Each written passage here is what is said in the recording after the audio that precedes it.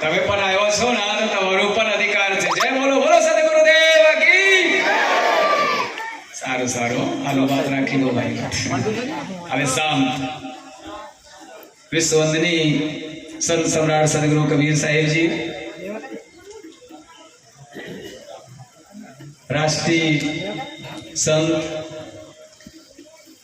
પ્રખર પ્રવક્તા, અખંડ બ્રહ્મચારી અને સદગુરુ કબીર સાહેબજીની જ્ઞાન વાણી વચનોના મોબાઈલના માધ્યમથી, ટીવીના માધ્યમથી, તેમાં જેવા જેવા અવસર મળે એવા પગ ચાલે પણ જે પ્રચાર પ્રસારણ કરી રહ્યો એવા અનંત વિભૂષિત આપણા સદગુરુ શ્રી અસંગદેવ સાહેબજી, તેમજ નવા કુવાના આશ્રમના સર્વે સર્વા શ્રદ્ધેય શ્રી ભીતર સાહેબજી, વિવિધ મંદિરોમાંથી પધારેલા સંત મહાત્માઓ, આદરણીય ભક્ત સજ્જનો, નેમી પ્રેમી બંધુઓ, ભક્તિવતી માતાઓ, બહેનો, બાલગોપાલ, આજે શુભ અવસર, શુભ ઘડી, પવિત્ર પાવનકારી જગ્યા ઉપર જે આપણે આ કાર્યક્રમ થઈ રહ્યો છે, જે કબીર આશ્રમ, જે સદગુરુ સાહેબજીના આગમન થયું છે, વાસ્તવમાં સાહેબજીના દર્શન કરીને આપણે બધા ધન્ય થઈ ગયા છે.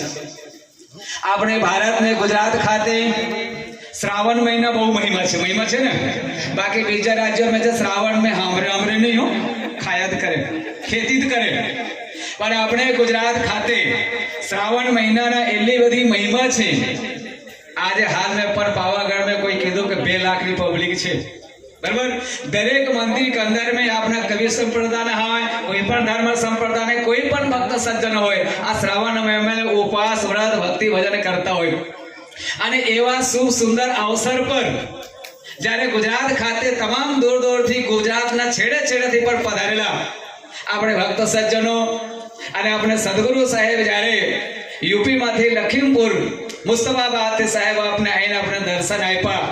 પૂનમ, તેમાં રક્ષાબંધન અને એવા સુંદર સરસ મજાની અવસર ઉપર આપણે બધા દર્શન પ્રસન્ન થયા.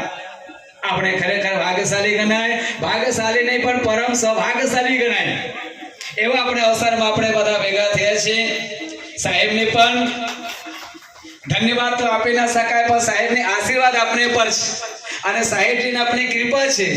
ભીતર સાહેબજીને ભક્તના સમાજ નથી કે સરકાર આવી વરસાદ કે સમયમાં આવા ચોમાસા કે અંદર में પણ આપણે આ ભજન સત્સંગ કાર્યક્રમ કરીએ. સવારની સાહેબ વાત કરી કે જ્યારે વરસાદ પડે ત્યારે બધાને ચિંતા થઈ, પણ આપણે થોડે એવું લાગે કે ના, સાહેબજી આવે છે ને આપણે ભક્તિ કરીએ છીએ, સાહેબની ભક્તિ કરશે એટલે વરસાદ નહીં આવે તો નહીં આવ્યો. લો, આ ચમત્કાર નહીં કહેવાય?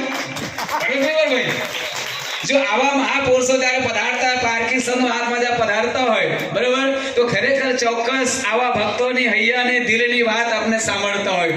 આજે સુંદર સરસ મજાની આવા આયોજન કરવામાં આવ્યો, ભજન કીર્તન સત્સંગ પણ, અને સરસ મજાની ભજન કલાકારો પણ આપણે ભજન કરી અને આપણે સત્સંગને પણ આપણે લાભ મળવાના છે.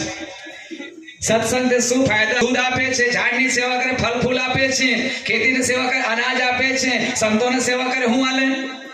હું હાલે આપણે બધા બેઠા કે નહીં, આશીર્વાદ આવે, આપણે જ્ઞાન આવે, આપણે રસ્તા આપે છે. શું આપે છે? રસ્તા આપે ને. જો જીવન કે અંદર માતા પિતા ભલે મળી જાય, ભલે ડિગ્રી પ્રાપ્ત થઈ જાય, ગ્રેજ્યુએટ ભલે આપણે થઈ જાય, પણ જો સુધી સદગુરુ સંત મહાત્મા ના મળે તો સુધી આપણે જીવન કે અંદર में શાંતિ સફળતા ના મળે. મને કોઈ દર ના મળે ને. अगर महान व्यक्ति बनवा हो तो धर्म ની જરૂર છે પહેલે, એના પછી શિક્ષણની જરૂર છે, ત્રીજા નંબરના સંસ્કારની જરૂર છે. અને આ ત્રણેય ચીજો જ્યારે હશે ત્યારે પ્રગતિ પણ કરી શકાય છે, વિકાસ પણ કરી શકાય છે અને આપણે શાંતિ પણ મેળવી